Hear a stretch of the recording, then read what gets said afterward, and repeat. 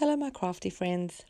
If you want to make specimen cards, but you're a bit nervous about cutting out the window in the middle of the specimen card because either you're not quite sure or nervous to use a craft knife, or you don't feel your hand is steady enough to cut the line straight, then this is a video for you. I'm going to show you how to make these specimen cards without having to cut out a window. I have started by finding the items that I want inside my specimen cards, and then I've put them into a laminating sheet and run them through the laminator.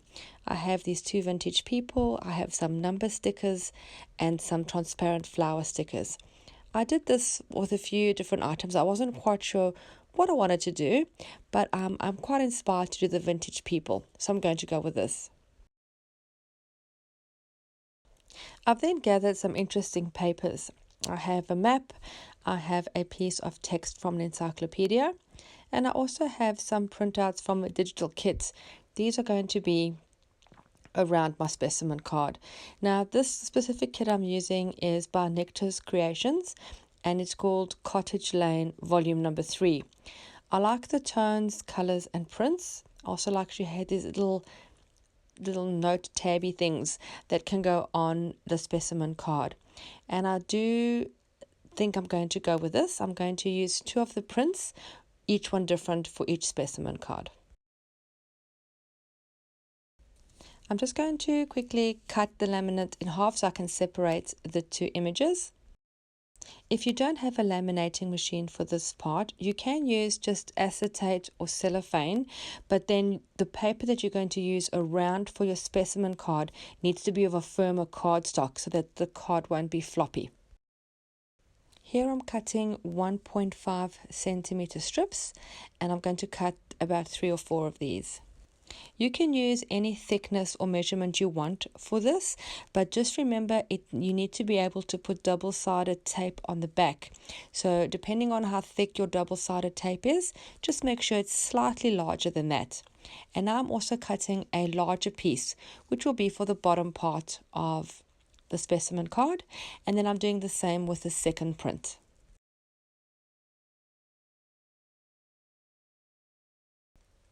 On this printout, I do like the areas where the text is more vivid or bolder.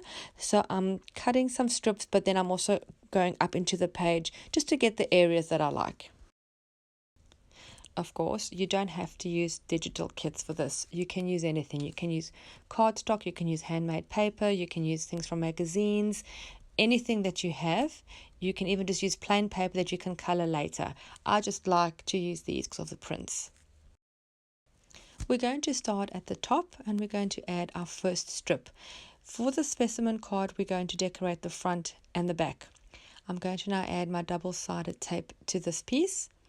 As you can see, it's a pretty tight fit, and if it does tend to overlap, you can just snip that off a little bit. And then I'm just going to stick it down in line with the top part of the laminate.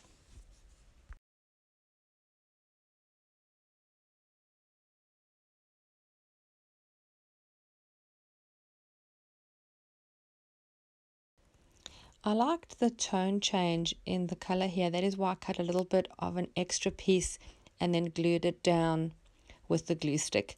We're now going to do the sides.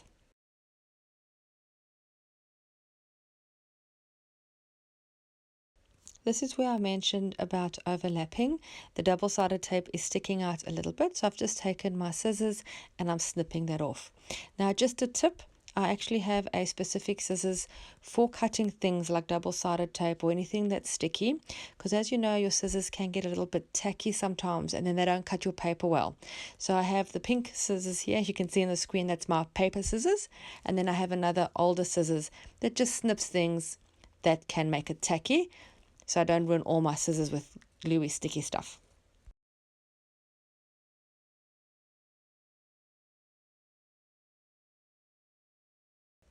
I've done the same at the back like I had done in the front. And now we're going to stick the bottom end, and as you can see, it's about double the width of the side ones. You can make it bigger or smaller, whichever way you want to make your specimen card. And then I'm just going to apply the double-sided tape and wrap it around the bottom part of the specimen card. And now as I turn it over, whoopsie, the little back strips are slightly too short. Not a problem, we'll fix that. I just cut 2 extra pieces of the paper and then I just glue those down just to close off those little gaps. Because the paper is quite mottled and isn't a plain color, you don't even notice it.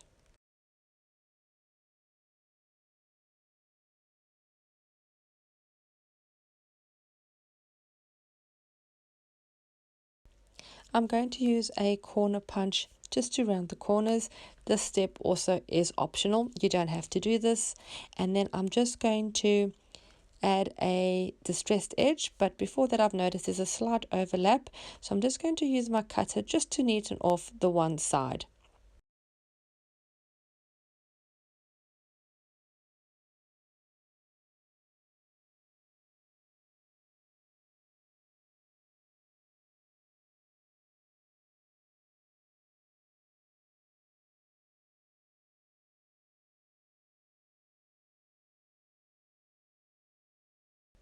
I will start getting some of the embellishments ready.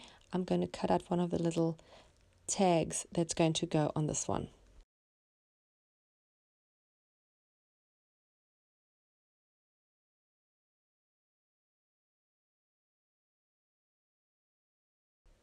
And now using the same method but a different print, I'm going to do the second specimen card.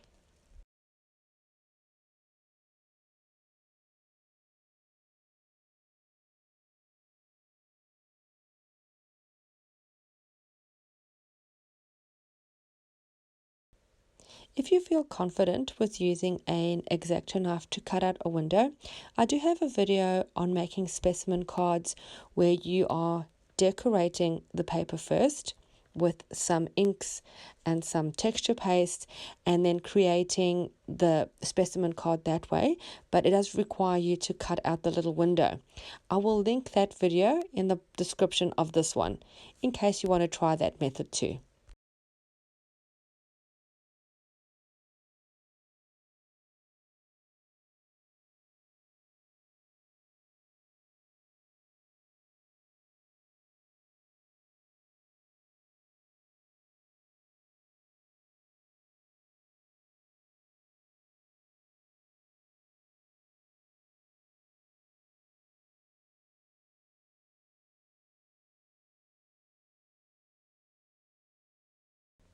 You could also use a glue stick here. I'm not quite sure if it would hold quite as well as double-sided tape, but I always say use what you have, and if you don't have double-sided tape, glue would work too.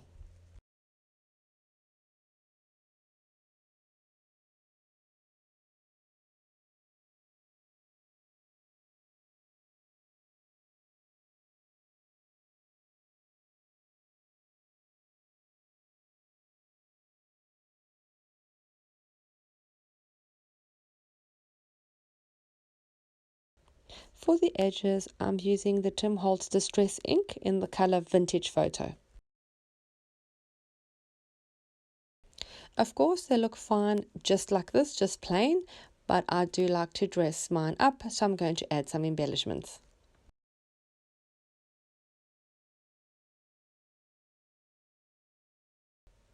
These vintage flowers will look great. These are actually from another kit, also by NectarsCreations, but this kit is called Letters to Rose. It's just some leftovers that I had from the kit, and I think they just fit perfectly. They're quite large for the specimen card, but I quite like that they're oversized like that. I'm also going to add a piece of vintage lace just peeking underneath to give it some texture and more of that vintage feel.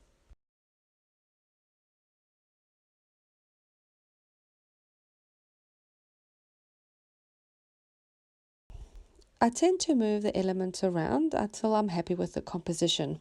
Once I'm happy with the placement, I will use the hot glue. I just add the hot glue to the rose and then stick it on top of the lace, which then the glue will seep through and glue everything down. I added glue to the little tab, which I've quickly scraped off because I'm not quite happy about just sticking it flat. I'm going to try a few other things. So I've brought in some brown thread This is just regular thread that you'd use in your sewing machine. And I've scrumpled some up just underneath the word notes, moved it to the corner. I'm just trying to see, it's looking a little bland, just having the little word on its own, and I'm not quite happy with that. So I'm just going to leave it for a second and work on the one with on the left.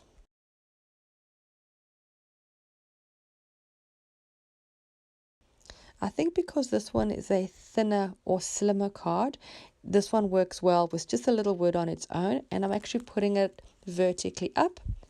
I'm sticking that down with some hot glue.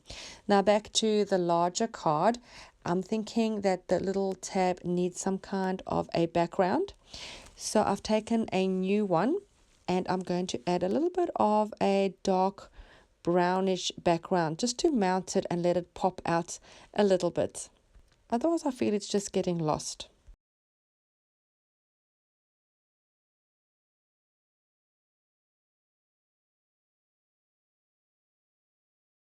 If you're enjoying this video, do give me a thumbs up.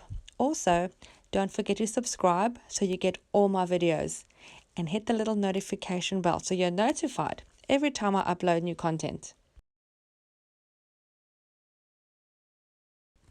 Thank you so much for watching. I do appreciate your time. I hope that you were inspired, and I hope that you enjoyed this easy way to make some specimen cards without the fuss of cutting out the window. I'll see you again soon. Bye.